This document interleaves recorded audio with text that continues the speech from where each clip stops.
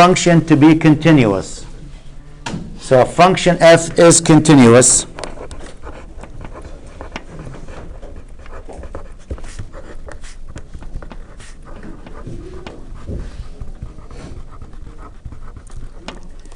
If we can meet the at c, we'll just say at x equals to c if what? Three things must happen. The first one, the function at c must be defined.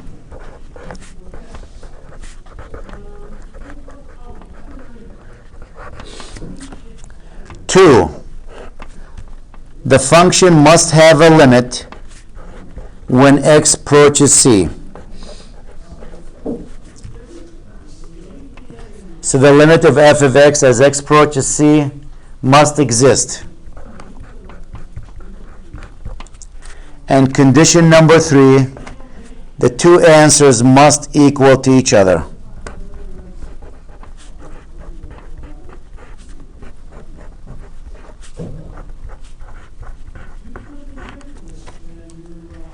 These are the three conditions to prove that your function is continuous.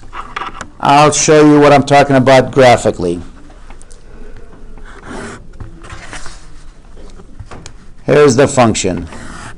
Let's say we have this function. There's a hole here. So when x equals to 2, the y value says 3 here. But there's a hole at 2, and at 2, can you see that? The y value at 2 happens to be 1.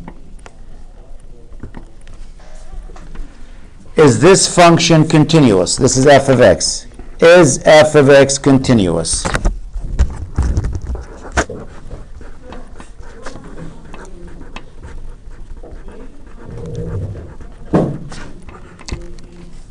Well, at x, I should say where? Is it continuous? Well, I can see if it's continuous here. The only question at 2, basically. That's the only place I might have a question about. Is the function continuous at 2? Otherwise, you can see there's no hole in it. Well, if you have the picture, you can look at it and see it's not continuous. There's a big gap in it. So you know it's not. But which one of these three conditions failed? Let's look at condition number 1. Does the function has a value at 2? Is it defined at 2?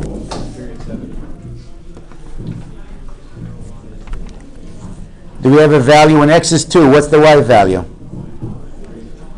No, the y value. 1. When x is 2, closed circle says the answer is 1. So condition number 1 is fine. Pass the test. Condition number 2, do we have a limit as x approaches the 2? The limit. What is the limit from the left side? As x approaches the 2 from the left side, you're not at 2 yet. What's the y value? And as you approach the 2 from the right side, what's the y value? So it looks like from the left side is 3. It looks like from the right side is 3. Do we have a limit as x approaches the 2? Yes, and what's the value? 3. Test number 2 passed. The function must be defined. It is. There must be a limit. We do have one. Test number 3. Are these answers equal to each other? Is the limit as x approaches c of f of x, does it equal to f of c? In this case, c is 2. Is the answer from this equals the answer from this? No. So test number 3 fails, and that's why the function is not continuous. To be continuous, all three conditions must be yes, yes, and yes. If one of them fails, it's not a yes.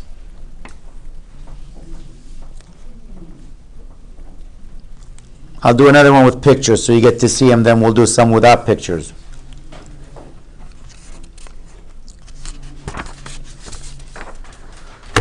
Let's say we have this function.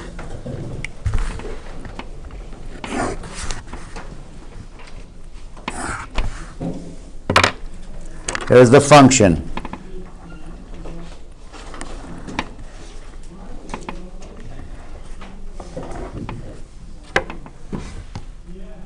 Close circle at 0, open circle here, close circle, open circle there. Let's say this is a 2 here. I can see the function after the 2 is continuous. I can see after the 0 is continuous. I can see on this end continuous. My only question is, f of x continuous at x equals to 0. What do you think by looking at the picture? No. But let's see which tests fail. First test says what? F of x must be defined. F of c must be defined. Is that what we wrote? Is defined. Let's see if we have a value for that.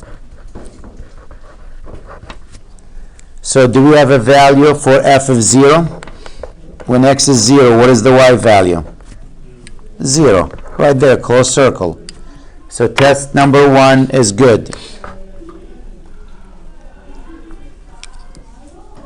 Condition number 2, or test number 2, the limit of f of x as x approaches 0 must exist. Do we have a limit to this function? Let's look at it. What is the limit from the left side? 0. The limit of f of x as x approaches the 0 from the left side is 0. Notice, as you get close to 0, what is the y value? 0. What's the limit from the right side? As x approaches 0 from the right, that's from this end. What's the y value? 2. Do we have a limit? So the limit of f of x as x approaches 0 does not exist. D and E. Case number 2 failed, or condition number 2 failed. There is no answer to that, so the function cannot be continuous.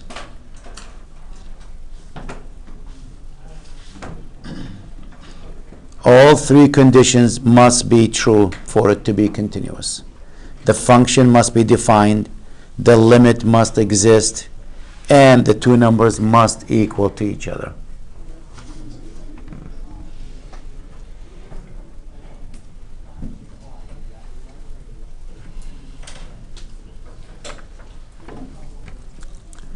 So what about if I don't have the picture?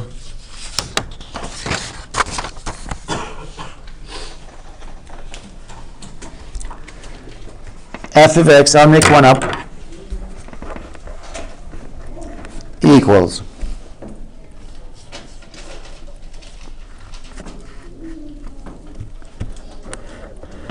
there we go, x squared minus 16 over x minus 4. X cannot be 4. When x equals to 4, the y value is 8.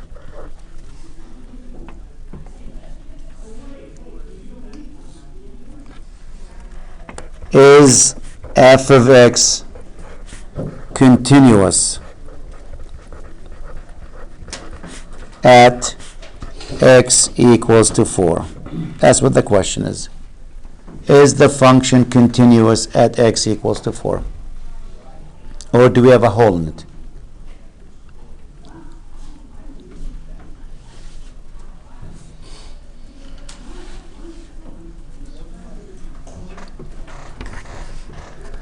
Condition number 1. Do we have a value when x is 4? Is the function defined at 4? When x is 4, what's the answer? 8. Yes, so the function is defined at 4.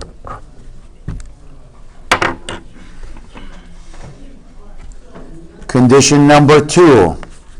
Is there a limit of f of x when x approaches the 4? Well, it's the limit. Let's see if we have an answer to that.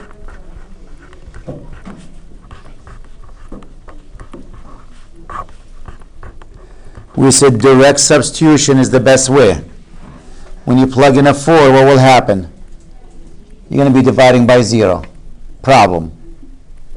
Can I play with the algebra and get rid of that 0 on the bottom? We can do what? Yes, factor the top. Very good. X plus 4, x minus 4, over x minus 4.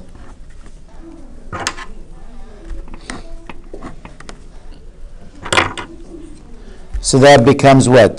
The limit as x approaches 4 of x plus 4. Now try direct substitution. What are you going to have? 4 plus 4, which is 8. So the limit exists. Test number 2 is good too. Condition number 3 is the limit of f of x as x approaches the 4. Does that equal to f of 4? Yes, it does. What's our conclusion? F of x is continuous.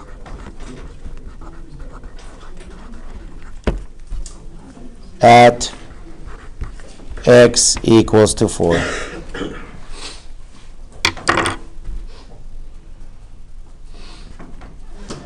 Again, if you really graphed it, this is what's going to happen.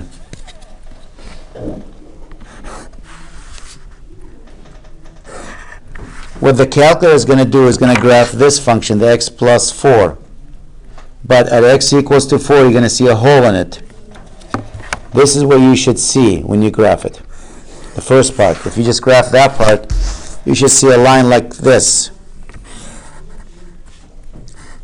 And a hole here. Now the second part, when you come in, when x equals to 4, the y value is 8. That 8 is going to fill the hole, and now it becomes continuous. So the first part actually leaves a hole there, and this one comes in and fills the hole, and that's why the function is continuous. If I made that a 7, that would be down here. Now you have a hole, and it's not continuous, because these two numbers will not equal to each other. That's what happened to that problem.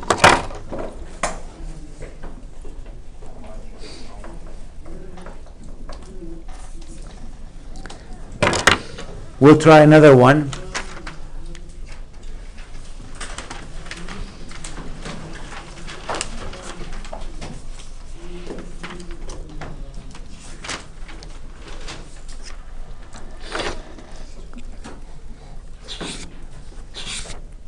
We won't finish the chapter today. We'll leave one section till next class.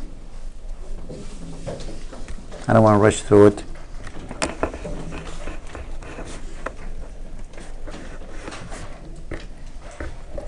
So for those people who like to plan way in advance, we will have a test when?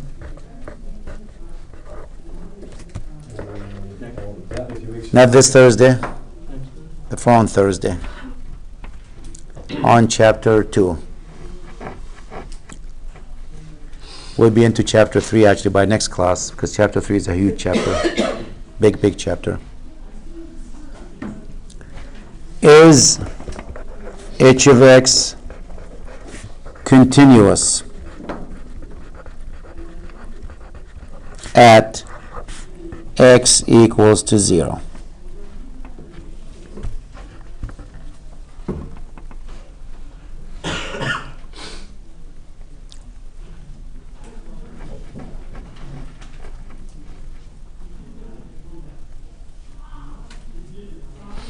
Condition 1. What is f of 0? Is the function defined at 0? Do we know what the answer at 0? If not, how do we find it? Why 1? What'd you do? This says it's less than or equal to 0. So I have to use the top one, correct. It says this one when x is less than or equal to 0. So it can't be the bottom. I have to use this. So that's 0 plus 1, which is what? 1. So yes to condition 1. Condition 2. find the limit of f of x as x approaches the 0. Let's look at it from the left side. Look at it from the right side. If the two numbers are matching, we do have a limit. From the left side, which equation we have to use? The top one. And remember, direct substitution is the quickest way. When you plug in 0, what's 0 plus 1? That's a 1. From the right side, you have to use which equation? It's the bottom one, because this is for x is greater than 0. What is e to the 0?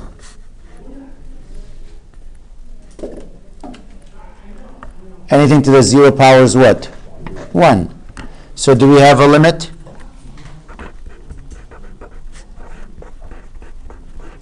The limit of f of x as x approaches the 0 now is equal to 1, and test number 2 is good. The limit exists. The function is defined. The limit exists. Condition number 3, are the two answers equal? Is the limit of f of x as x approaches 0, is the answer from step number 2 the same as the answer from step number 1? Yes. 1 and 1? Yes. The function is what? Continuous at 0.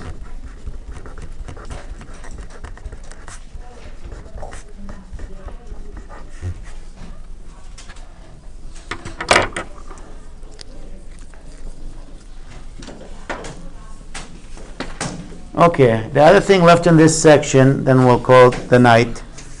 It's actually one-sided limit. Sometimes you can only do the limit from one side. You can't do it from both sides.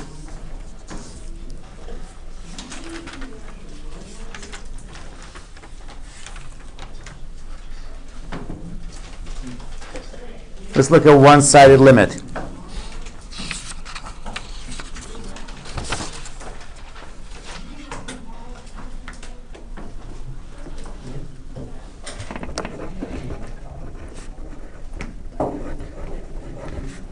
Still the same section. If I have y equals the square root of x squared minus 25, can we graph that? Does anyone know what the graph looks like? Is it one of those these? No. Can't be what?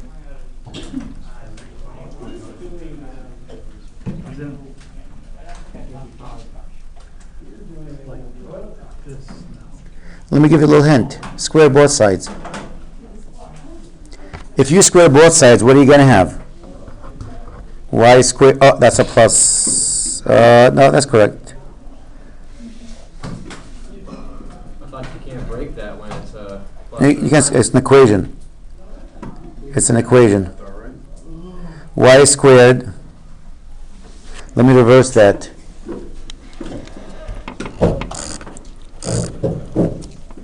I'm sorry, 25 minus x squared. That's what I meant. When you have an equation, Nico, you can square both sides, not a fraction. An equation, you can square both sides. Actually, when you have a square root, it's called a radical equation. The best way to get rid of that is you square both sides. Because when you square a square root, it's gone. So if I square this side, what are you going to have? 25 minus x squared. Move the minus x squared to this side, that'll make it what? Positive x squared. Does that look familiar? Sure does. What is that? So Pythagoras. Pythagorean theorem? No. That would be r squared if it's Pythagorean theorem. It's a circle, very good, with radius equals what? 5. So since this is a square root, what you're looking at is only half the circle, the positive side. So this picture is really, it's the plus side or the top half of a circle. So if I graph that, My domain is only good from negative 5 to 5. My graph will look like this.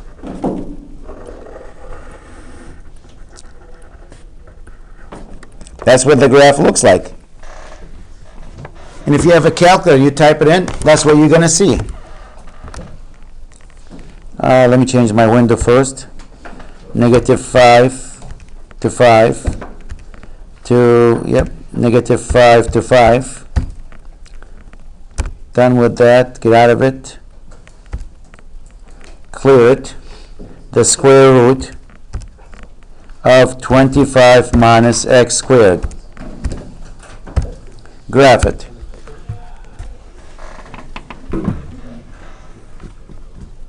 See that? Half a circle. Looks like a football actually on this, but it's half a circle. So you can't, like if I said to you, what's the limit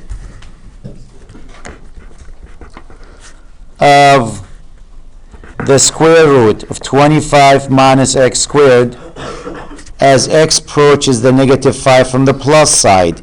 As you come to negative 5 from this end, from the right end, you're traveling this way. As you get close to that negative 5, what is the y value equal to? What's the height? 0. But now what about from the right side?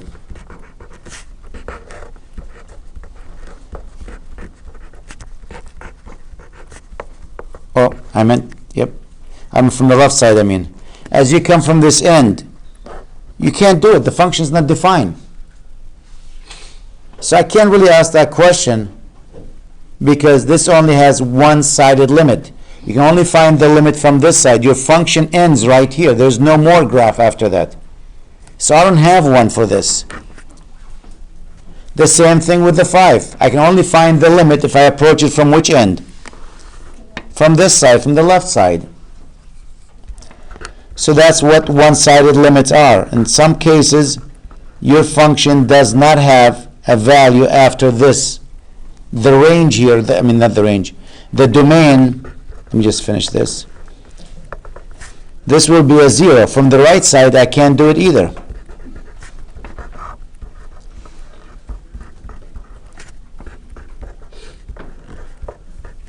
This I can't do. I can't ask that question. It will look like that. So this example has only a limit, the minus 5 from the right side and the plus 5 from the left side. It's only a one-sided limit. You can't do both sides. Another example, I can do a one-sided limit if I'm graphing sine of x. Now we know what sine of x looks like. I hope we do. But sine of x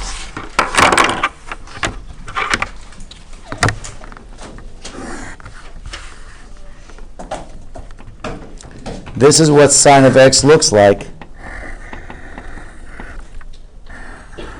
But if I want to make that one-to-one function, I'm only going to use it from here to there. So if I'm only interested in that piece, if I go f of x equals sine of x, but now x goes from where to where? The domain from negative pi over 2 to pi over 2. Now what I'm talking about is only this piece right there. Right there. The rest is no longer here. It's gone now. This is the pi over 2. This is the negative pi over 2. The rest I don't want. I'm saying erase it. My function is only good from here to there. So this is not even here. And this is not here.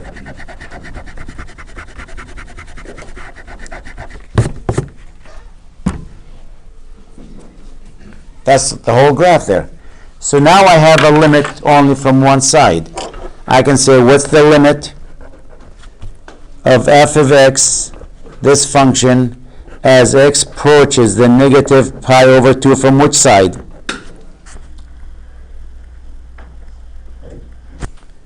Which side are you approaching the negative pi over 2? positive side, from this end. And what's the answer to that? Where's the y value goes to here? What do you remember about sine function? What's the height of it? 1 and negative 1, right? It goes as high as 1, as low as minus 1. So what is the y value as x approaches negative pi over 2 from the plus side? That's a negative 1. What's the limit of f of x as x approaches the pi over 2 now from the left side? As you get close to that value, what is the y value here? What is that number? That's a 1. So this function, the way it's defined, has a one-sided limit on this end and a one-sided limit on that end. I can't ask you for the limit from this end or that end because your function is not defined there. If I didn't put that restriction, then I'm fine. But by putting that restriction, I'm limiting you, saying this function is, I only want to see this piece right there. This is all you have. So that's why you have one-sided limit. Sometimes it could be a circle, or it could be a problem like this. The other function to bring to your attention, calculus, you see this function is called a step function. I just want to bring it just in case you see it. Then I'm done.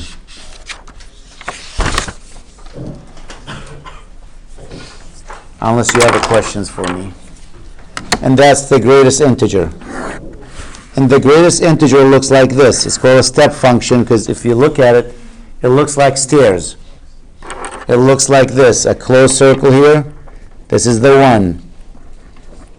Open circle. Closed circle here. This is the 2. A closed circle here. This is the 3. The height here is 1. The height here is 2. Closed circle, the 1. On this end, the same thing.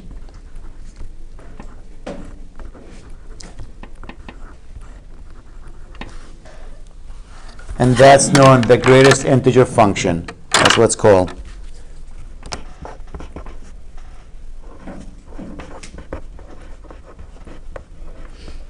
I don't know why I make the G capital. The greatest integer function.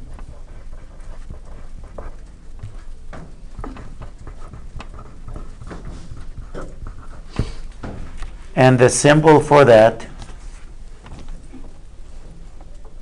in our book, they write it like this. So when you see that, that's the greatest integer function, and represent this one. So notice it's always, there's close on this end, open here, close there, open here, close there. So if I say what's the limit as x approaches the 2 from the left side, it's 1. From the right side, it's 2. The reason they call it the greatest integer, it says for any value of x between 1 and 2, like 1, 1.5, 1.7, 1.9, is going to be a 1. Why? Because they're looking at the integer value. For 1.0, 1.1, 1.2, 1.3, 1.5, 1.7, 1.9, 1.99, they're all, what is the first number here? Is it a 1? See it? That's why as x goes from 1 to 2, the y value is always a 1, whatever that number in the front. Once you hit the 2, it's no longer a 1. When it's 2, that's 2.0, or 2.1, or 2.2, or 2.5, 2.9. Once you hit the 2, the greatest integer value is the 2. So from 2 to 3, not including the 3, the largest value is going to be 2 because that number is a 2. After that is the 3, the minus 1, the minus 2, and so forth. That's called the greatest integer. You see that in our calc book. Again, I'm not sure I made the G lowercase. It really should be capital. That's the name of it.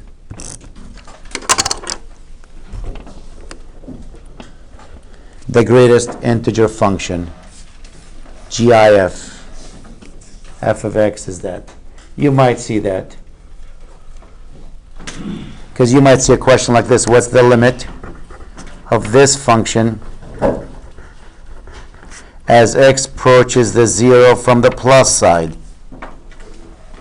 And you have to know with the graph that, which is this. That means you're going from the plus side, from the right side, from here. What's the y value? 0. What's the limit of the greatest integer function as x approaches 2 from the left side? 2 from the left side is right here. What's the y value? 1. What's the limit of the greatest integer function as x approaches -1 from the right side? Where's the -1? Right here, from the right side, that means here. What's that value? -1. So that's why you want to know what that function looks like, because you might have some questions on it. All calc book use that function. I don't know, they like it. So you'll see it in our book. You'll see it in almost every calc book.